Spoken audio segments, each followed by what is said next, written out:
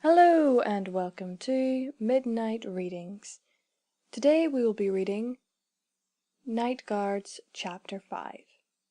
I would like to thank again Nico and Iron Pony, and I would also like to thank Shadowstorm for playing Discord.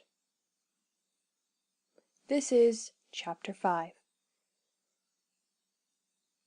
Discord, the immortal trickster, and the spirit of disharmony.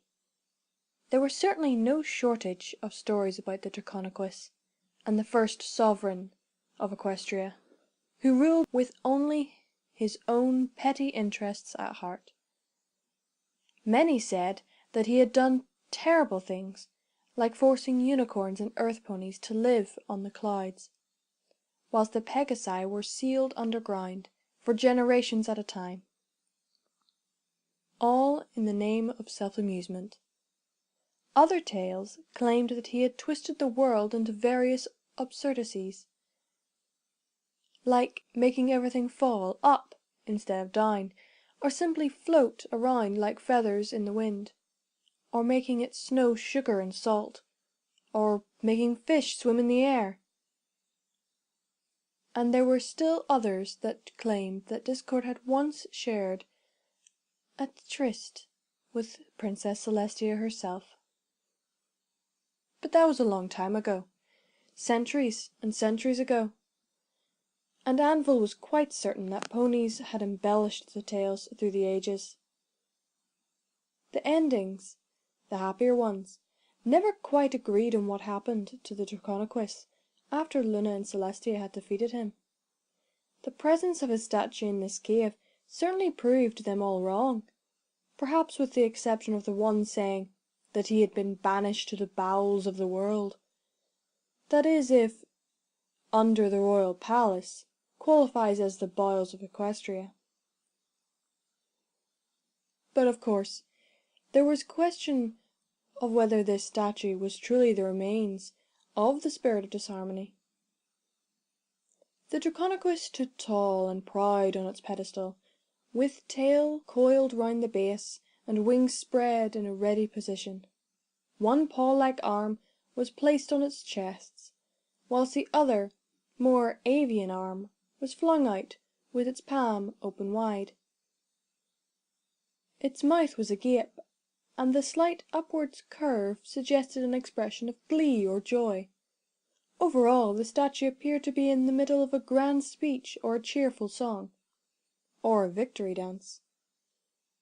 Anvil set his glow-worm lamps on the floor, then nudged his friend and asked, "So, who would like to go first?" Oh, let me!" Hammer cried in a cheerfully enthusiastic voice. Anvil almost choked on his gasp when he heard that.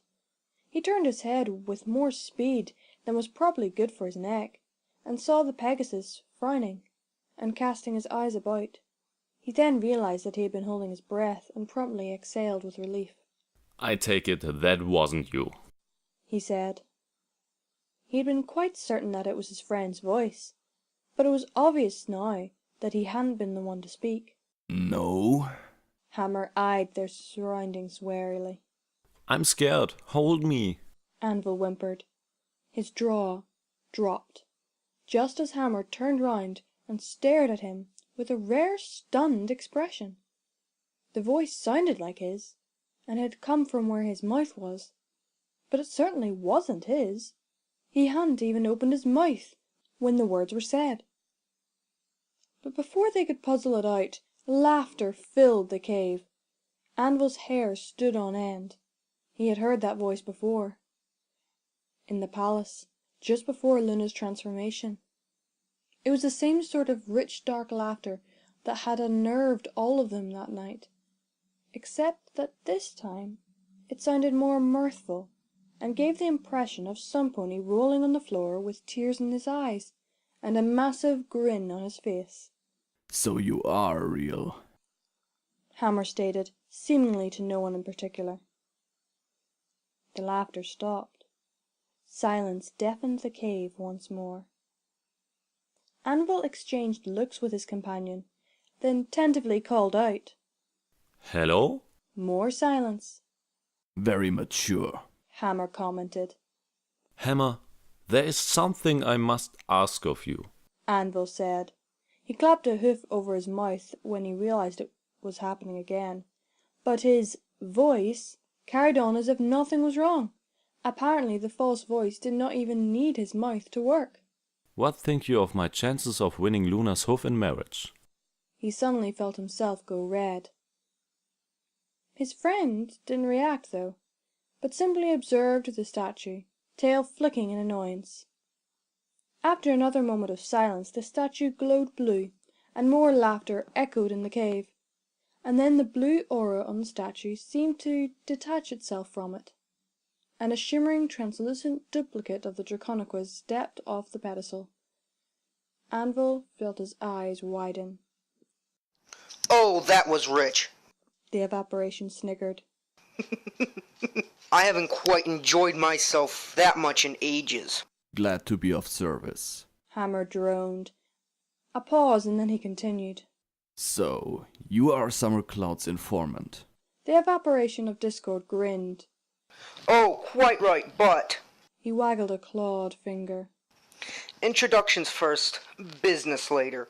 It's been such a long time since I have had the pleasure of intelligent conversation. Well, mostly if you don't count that unicorn.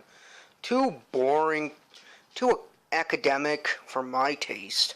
He bowed and with a flourish of one arm added, I'm Discord, but you already know that. So I shall skip to the part where I inform you that you are my guests and are most welcome to stay for as long as you like. Save your breath.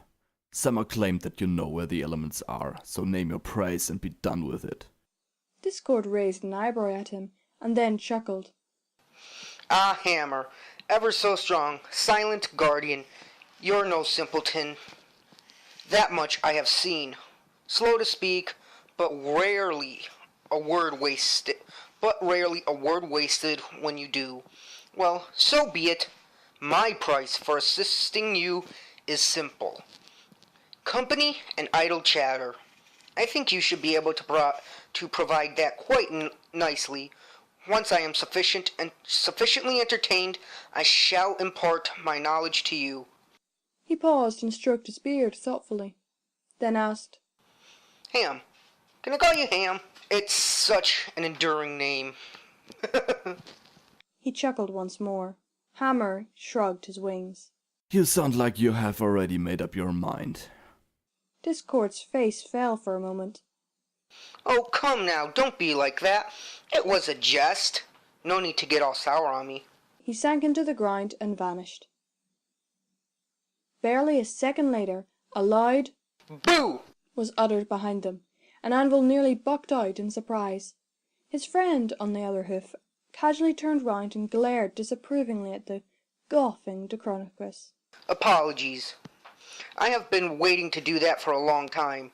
I'm finally convinced cannot be startled ever. Discord said, wiping a ghostly tear from his cheek. Finally? Anvil questioned. Have you been watching him? And how exactly does a statue find out where the elements of harmony lie? I doubt you've been, gallivanting much lately. Discord's grin rounded on him. And you are Anvil, Princess Luna's closest friend out of only two, but that's besides the point. To answer your question, I might currently be made of stone. Here he floated over to his statue and rapped it on it with his knuckles. But I do have some spittle awareness. I can see things that interest me without the need of an inconvenient crystal ball. It comes with being the master of chaos, along with other fancy perks. Which reminds me, Summer Cloud is quite a gifted unicorn. It's rare to find a mortal who can actually see astral projections such as myself, let alone enable others to do the same. Assuming you're not lying, do you even intend to show us where the elements are? Hammer demanded. Discord looked mildly offended. Manners, my boy. I have already promised to tell you when I am ready. Besides, it is not as if you can actually make me tell you, is it? The evaporation's manner of supreme confidence was starting to grate on Anvil's nerves. We can simply walk out and leave you be.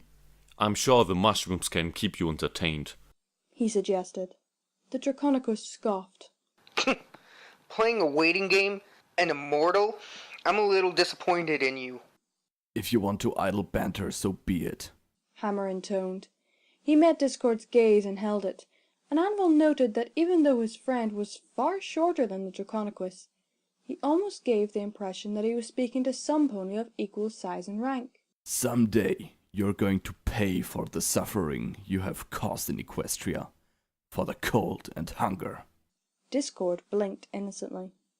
I am getting the distinct impression that you somehow believe I am responsible for all this.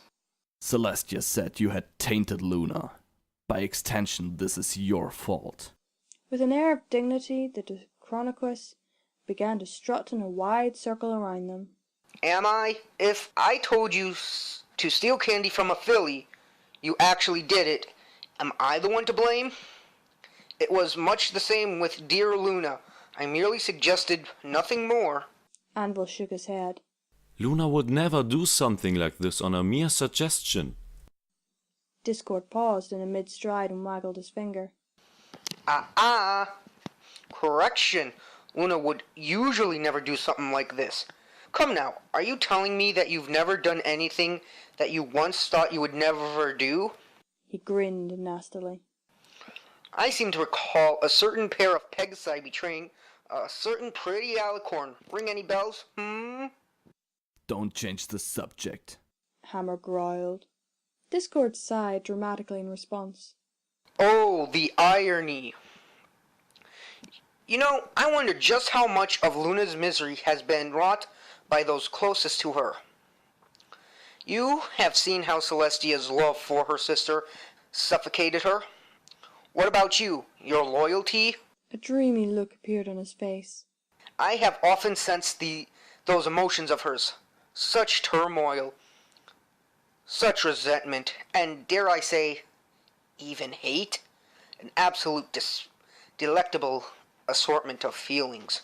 Anvil could find no appropriate answer to that, and so he simply settled for a broody silence. Hammer was just as mute. The statue didn't have a point. If they hadn't decided with Luna, might things have turned out differently?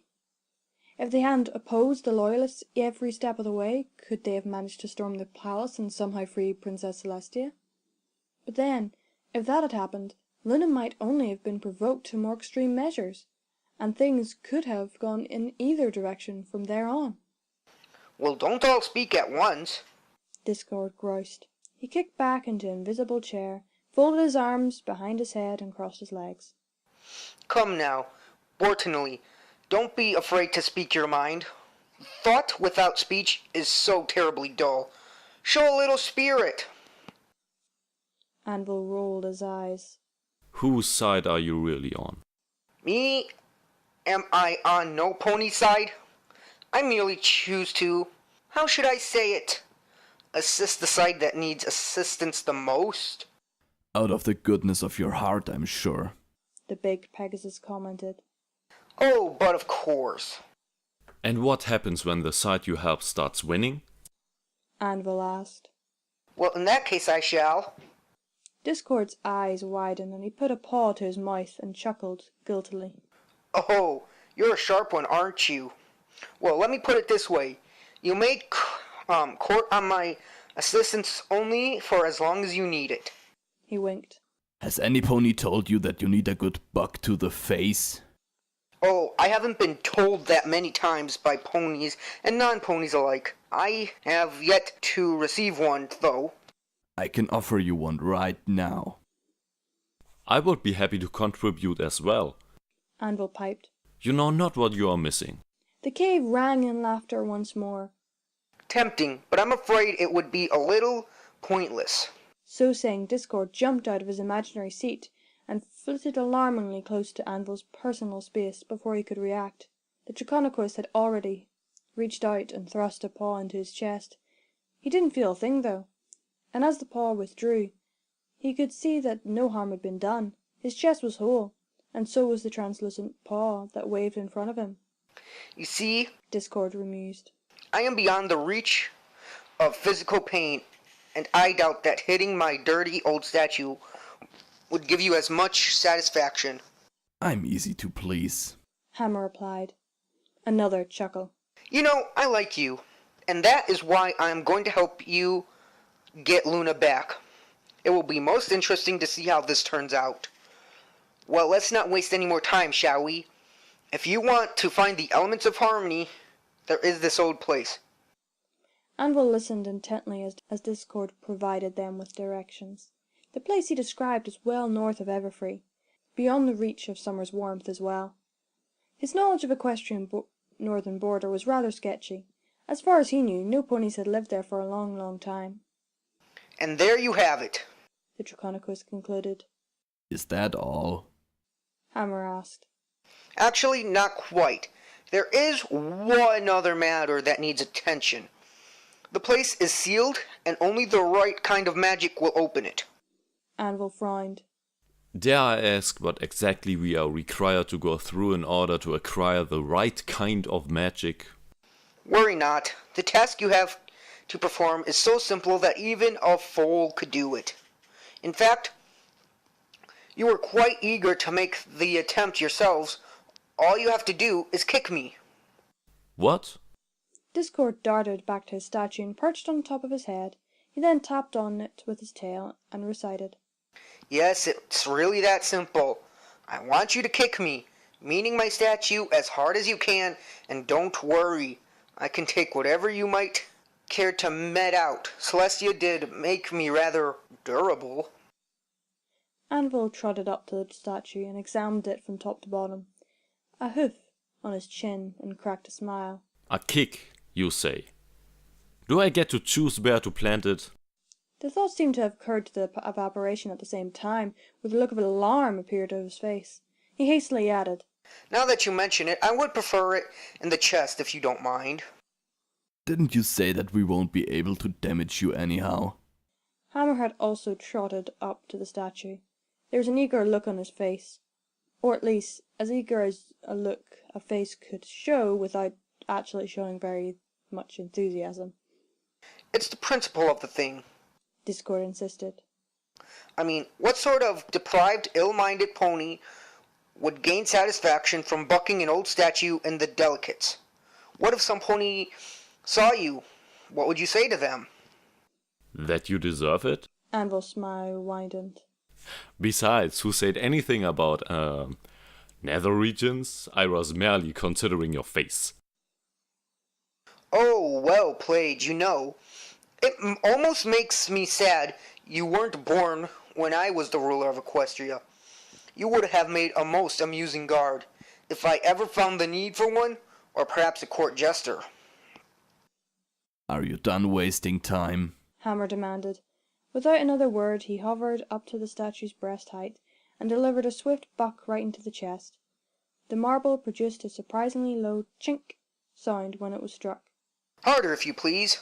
Discord chided. Luna gave you an impressive amount of strength with that spell of hers. Show me what you can really do. A brief pause and he added, Oh, and I would like both of you to do it together as hard as you can. Anvil exchanged a look with his friend, and shrugged and hovered up too as well. At his nod, they both bucked out and struck the statue square in the chest. This time the sound was more satisfying, solid. The Draconicus yawned. Disappointing. Another. They struck again. Harder. The statue didn't budge, but the cave seemed to echo with the force of the blow. Still, the Draconicus simply shook his head and said, Dear me, is that the best that Luna's champions are able to do? Small wonder she's always so depressed. Anvil frowned and gritted his teeth as he prepared to strike once more. This time, he and Hammer both retreated from the statue, putting as much distance between as the cave would allow. Then they both pumped their wings and accelerated head first towards the statue. At the last second, they tumbled forward whilst bucking out, so that their hind hooves would strike the marble when they were halfway through the forward roll. At this time, there was a distinct crunch when their hooves connected with the statue, and a split second later, Anvil realized that something was amiss. A jolt of lightning went through his body, and he was suddenly frozen in mid-air, with his hoof still contacted with the statue. He tried to move, but everything refused to obey. His muscles were all tensed up, and he could not even open his mouth to say a word. Then the pain arrived. Anvil knew it well enough, the same sensation of having something like lightning coursing through his veins, much like what he had felt when Luna transformed him, except that this time it felt like the energy was flowing out of him, down his chest, into his hind legs and out his hooves, into the statue. It was almost like having his teeth pulled out, and the only response that he could show for the pain was an eye twitch as he endured every second of the magic tugged out of him through his hooves. After what felt like an immeasurably long time, the pain was suddenly gone, and gravity returned. Anvil landed with a splat on a patch of mushrooms and muck. Armor needed cleaning again. Wonderful. He spluttered at the taste of his tongue, then looked back at the statue. Cracks had branched out from the middle of its chest, where its hooves had struck. And as he looked on, the glowing fractures began to retreat back into their center, until all that was left was a glowing spidery zigzag of tiny lines on the point of impact. Then the light faded from within, the cracks disappeared from sight. Anvil turned his gaze to the evaporation, still perched atop the statue. What was that? He demanded. He felt drained somehow. I would like to know as well. Hammer chimed in as well. He had taken his helmet off and was busy rubbing some filth out of one eye. He had a dangerous gleam in the other, one that might even have made a minotaur nervous. I have enchanted you so that you'll be able to access the place of which I spoke. Discord blitherly replied. How else will you get to the elements of harmony?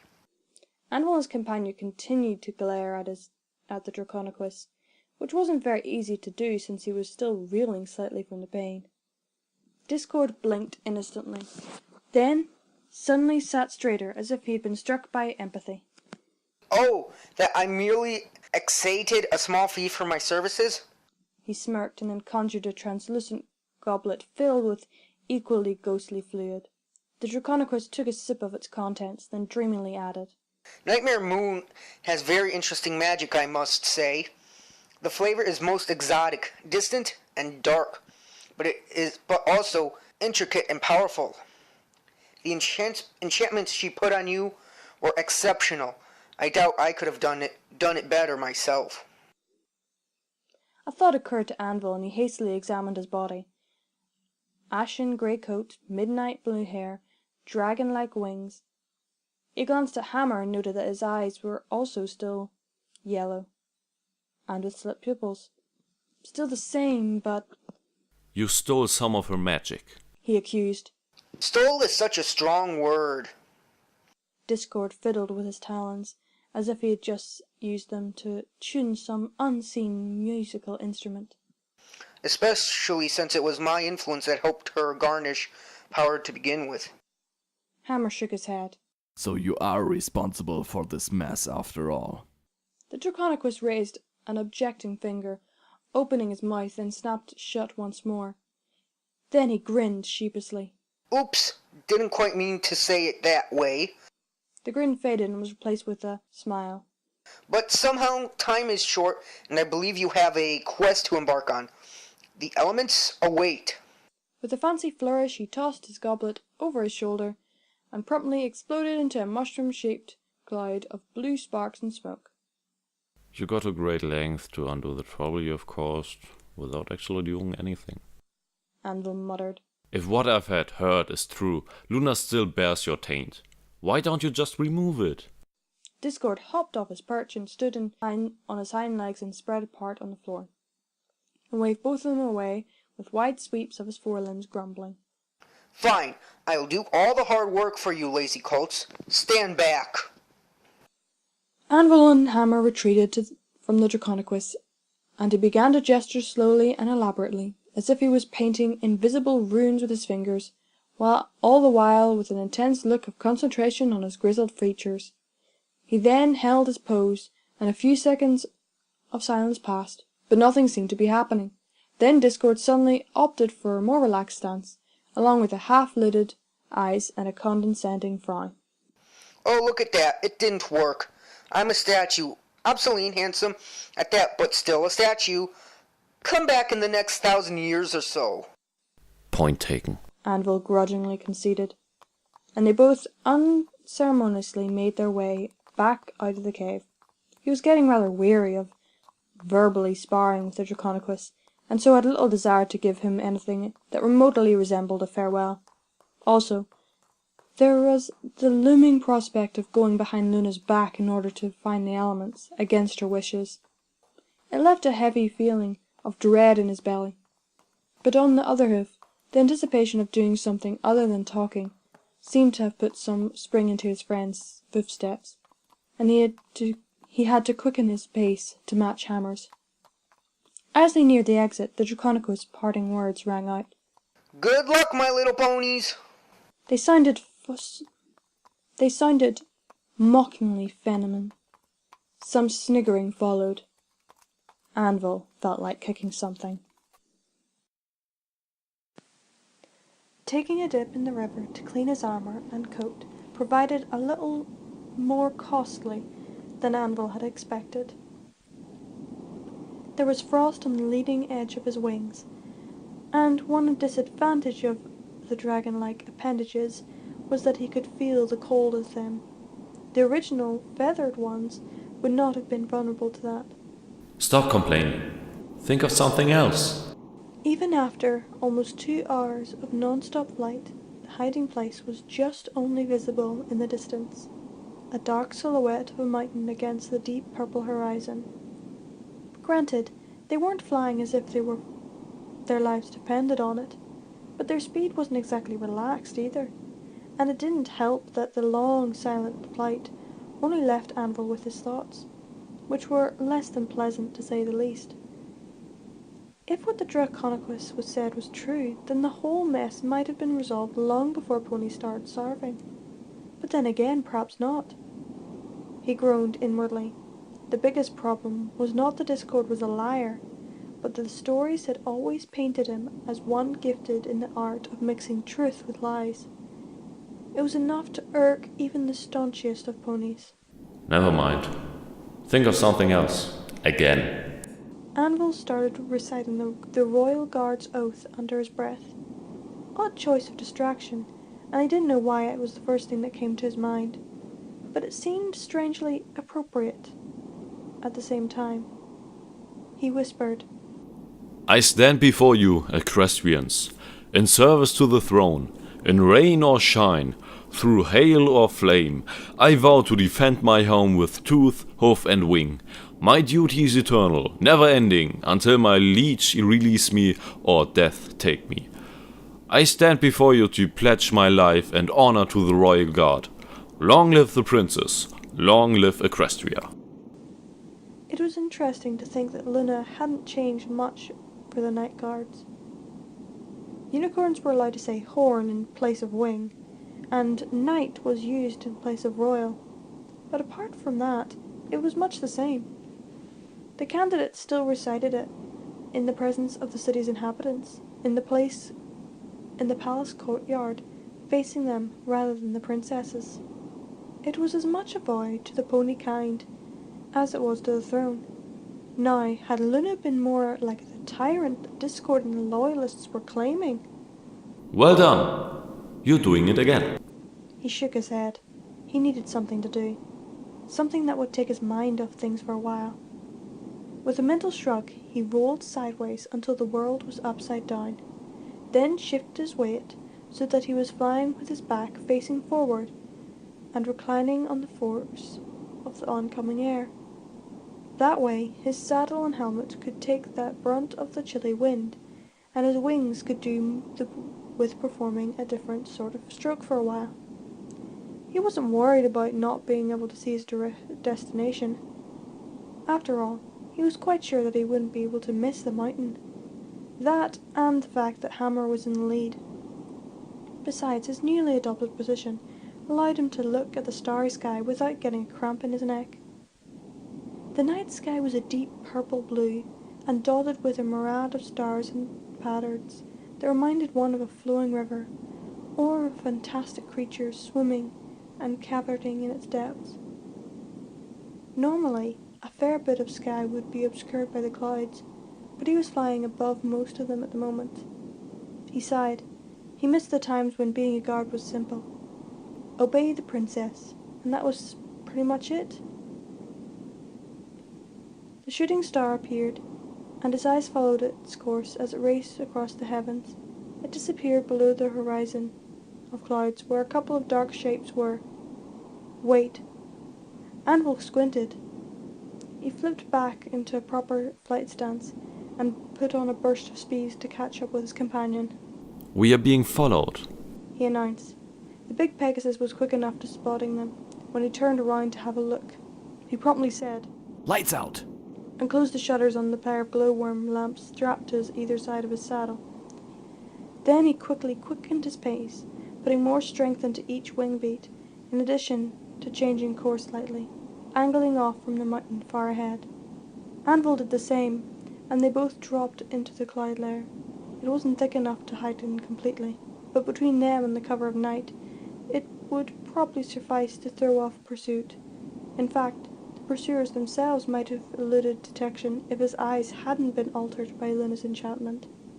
He could see rather well in the dark, and the moonlit night might as well have been bright as day, where spotting things was concerned. He doubted they would claim as much, or that they were even aware of his improved sight. With a backward glance, he counted 1, 2, 3, 6 Pegasi. They seemed to be fanning out, apparently in search of the light from the lamps, which was the main sign of their targets. After a while, his periodical searches of the night sky told him that the pursuers had lost track of them.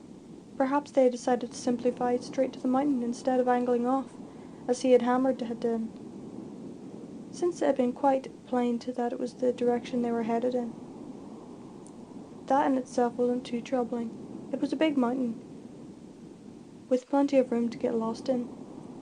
With that matter out of the way, Anvil relayed the news to his friend, who settled back into a less urgent pace when he had confirmed that there was no sign of any more followers. Regardless, they overshot their target, just in case, and approached it from the other side. Truth be told, it was more of a mountain range than a lone one, and its highest peak easily cleared the dark clouds hanging over them, with its snowy slopes reflecting a faint blue in the moonlight. Dark scaretol pines grew in the crags that were more sheltered from the bite of the wind. The place of interest to them was a gap nestled in the foot of one of the peaks, on a slope that was distinctly less steep than its neighbours. It was almost like a balcony of sorts. As they dropped down into the gap, the full force of the wind became apparent, or rather, the full force of what the wind was carrying. From a height, the wind was merely wind, cold and strong, but just wind. Lower down, it was carrying snow, which was far more effective in biting through their hide, especially if it got between the gaps of his armour and melted and soaked into his coat.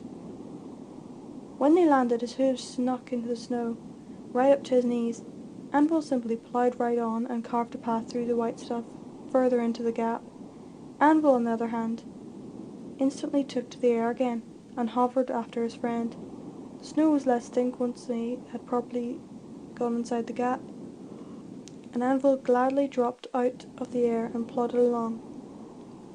Gnarly, half-dead evergreens shrubs grew on either side of the gap, which at this point was about as wide as maybe 15 ponies standing side by side. The walls were sheer and probably went as high as halfway up the peaks on the other side. The wind howled down at them from above, as if frustrated that they were now beyond its reach. Anvil ignored it, and trotted in after his friend. As they went deeper, the light from the night sky lessened until even their eyes were unable to make things out clearly without the aid of their lamps, which they soon opened once more. And it was at that point that Anvil realised the amount of snow and frost was increasing. If his ears were hearing things right, there was no opening nearby that would be letting in more wind and snow, and it certainly wasn't ice. so dripping water from somewhere else above could not have caused it. The deeper they went, the deeper the snow got, to the point where he was up to his knees once again. This time he didn't even bother keeping out of it. The pathway abruptly ended in a sheer wall that led up into the darkness above. Icicles hung from the projections of the rock. The wind's howl was faint now, but the snow on the ground was as thick as ever, and had piled up to a huge snowdrift against the edge of the gap, as high as a large house, and probably just as thick. Anvil shared a look with Hammer, and they both resigned themselves to the task at hand. I'll provide the wind. You dig? He asked. Agreed. Hammer replied. Thankfully, the snow wasn't so wet that it could not be easily blown away by the wind from his wings once his friends had loosened it. After a fair bit of work, they had managed to clear most of the snowdrift away, revealing a large circular stone block set in a depression in the wall. It was about twice the height of a standing alicorn. Apart from its size, though, the block itself looked unremarkable. Thought it would be more impressive. Anvil murmured. His friends simply grunted. He peered closer and saw that it was not as plain as he had first thought. There were tiny lines and grooves on the wet, glistening surface, almost impossible to see, but definitely there. They seemed to form runes and patterns of some sort. He raised a hoof to feel them, but stopped himself at the last inch. He remembered Discord's instructions. Shall we? He asked his companion, as he set his lamp on the ground. Hammer wordlessly trotted over, raised his own hoof to the door. At his nod, they both put their hooves on the stone. At first nothing happened. Then there was a soft hum, an odd one, until Anvil realized that he was feeling rather than hearing it. The hum grew intensely until his whole leg was almost numb with it, sort of like when a wing had fallen asleep and was just recovering from its blood circulation. Then he felt a pulse of energy flowing from his body, through his leg and into the stone. Thankfully it was not painful. He had quite enough of that kind for one day. The vibration stopped, and they were able to withdraw the hooves. The lines on the surface were now glowing in various shades of purple and red, and the patterns instantly became visible. Anvil didn't like what he saw. Many of the times he caught glimpses of magical runes, either in the books that he'd seen Luna studying, or in the Arcane Chamber where she had put her knowledge to practice. In all the illustrations, or on the runestones, the runes themselves had been elegant with clean lines, smooth curves, and often symmetrical shapes. The ones on the door in front of him, however, looked more like bite marks and claw wounds, and were rather haphazard in their arrangement. Not a straight line was to be seen. That's ominous, He muttered. The runes were beginning to fade away. It certainly is, A voice said from behind. Anvil whirled round and immediately tensed up. Hazelhawk, and 7 other Pegasi, all garbed in full royal armour. They found us. Seize them. We'll secure the elements after. Well, hayseed. Was all Anvil managed to get out, before 3 vengeful-looking Pegasi charged him. He took the air, and foremost of the 3 crashed headlong into the stone. He had apparently intended to give him a solid headbutt. He had no time to celebrate, though, for the other 2 had quickly adjusted and tackled him in mid-air. He twisted around him and bucked one of them in the flank, right before a hoof smashed between his eyes and a wing thumped onto his belly. His armour took the brunt of the blows, but he still saw stars and the wind knocked out of his lungs. Something was wrong. Half-dazed, he tried to gain height once more, but some pony had chomped on his tail and was attempting to drag him down.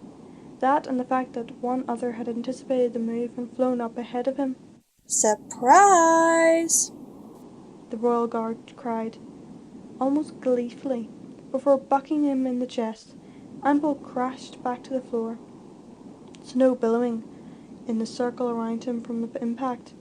He could have sworn that the stone had cracked beneath him. Sweet Celestia. Ouch. He lay still with his eyes closed for several seconds, feigning defeat. He listened. There were thuds and scrapes and grunts coming from nearby, though he couldn't tell whether his companion was coming on top or not. Then he heard 3 sets of hoofs landing or trotting right up next to him. Apparently Sir Headbutt the Door was still up for a fight. Some pony bit the crest of his helm and wrenched off, then clamped on his mane and pulled until his head and chest were off. the ground. He remained limp, listening to the sounds of Hammer's bite. He even let his tongue roll out. Get the shackles. He heard a metallic clinking sound. 1, That was easy. 2. Looks like Summer was worried for nothing. Anvil almost forgot to count to 3. Summer? Summercloud? He opened his eyes and spat in the face of the guard who had been about to shackle him. The Pegasus fell back, blinking rapidly, whilst Anvil tensed up, regaining balance, and swept out a hind foot to knock out the legs of one biting his mane. He then ducked under the buck of the third one, and then used his wings to propel himself as he skidded towards his companion who was currently being pounded upon. A split-second glance around to get his bearings, and he flipped over and planted his hooves firmly in the ground once more. Then he was simply a matter of charging towards Hazelhawk and delivering a swift buck to the chest right before whirling round to sweep a pile of snow into the faces of the others. That was all the distraction Hammer needed. The Pegasus boiled over 3 of his assailants and slapped a 4th under the chin with his wing. The smaller Pegasus was sent flying a short distance before landing headfirst into the mound of snow. Then, as if out of nowhere, Hazelhawk was upon him. He came down, diving from above. Anvil barely had time to shift so that his body would take the strike from a more favourable angle. After that, it was all he could do to block each attack as the leader of the Loyalists retained blow after blow on him. Then it was Hazel's turn to be surprised when a grey missile slammed into his side. He went sprawling, but was quickly helped back to his hooves by his comrades. A second later, Hammer retreated to Anvil's side, and the two of them faced off against their adversaries, with their backs to the stone door. Anvil was winded and bruised, and he could hear his friend's chest heaving as well. He had at least given some of the guards a good thrashing too, but the better half of them was still going strong on their hooves. No pony moved. He took the opportunity to gather his wits. 8 against 2.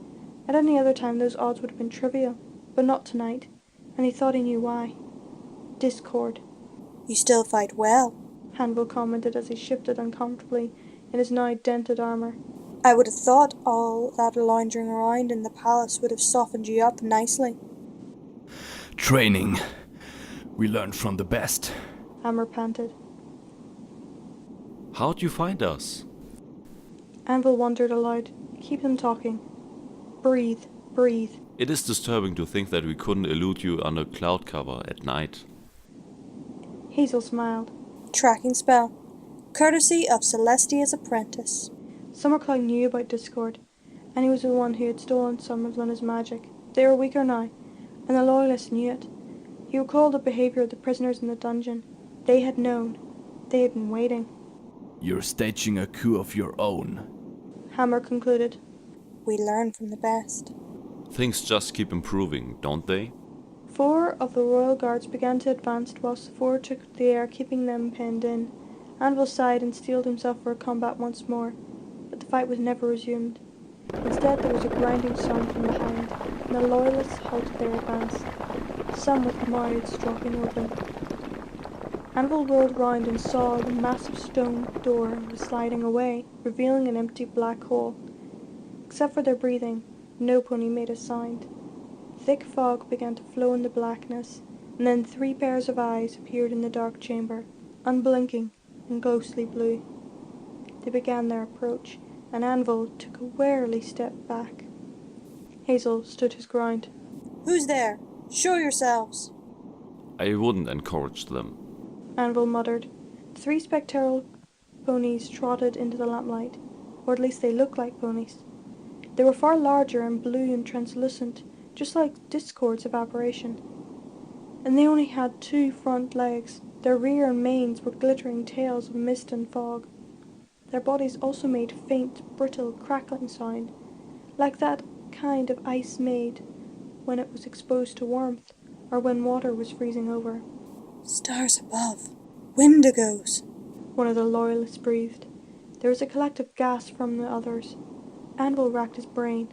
No pony had seen some of those in centuries. Stay back. Hazel warned. This is Royal Guard business. Let us carry out our duties and we'll leave you be. Oh yes, they look like the sort of acknowledged royal authority, really. Anvil, just shut up. Hazel cut them off. One of the Wendigos snorted out a cloud of frosty air, then two of the spirit let loose unearthly shrieks and bolted past them, ignoring their cries of alarm, and surged through the gap and into the night beyond. They left a trail of frigid air and bellowing snow in their wake. Pony feathers. Some ponies swore. The temperature had dropped tremendously. Shivering, Anvil and the others turned back to the face of their remaining winter spirit. It regarded them with indifferent eyes, giving no indication as to whether it wished them well or ill. It drew breath, seemingly in preparation to speak, and Anvil heard the others holding theirs as well. The blast was so intense that he didn't even have time to close his eyes. It just came. A roaring wind that was so cold that it burned. He could feel it even through his coat and armor. He tried to raise his hoof to shield his face, but his foreleg encountered unexpectedly heavy resistance. Moving with all the speed and grace of a snail, it stopped halfway to his chest. What in the world? Everything was muted, somehow, and the world was blurry, as if he was looking through a badly clouded up glass window. He saw the distorted form of the Wendigo shoot past him, but he couldn't turn to follow his movement. Oh, hayseed. He had meant to say out loud, but the words never came. His mouth refused to move. Everything refused to move, and it was cold. And then the realization hit him.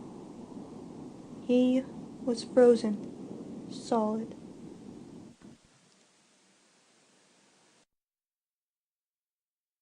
That was chapter 5 of The Night Guard. Thank you, Nico and Anne Pony, as well as Shadowstorm for playing Discord. I hope you enjoyed the little special effects. Please tell me in the comments below if they worked or not, or if I've got a lot to learn about special effects. And I'll see you all next week. Stay brony!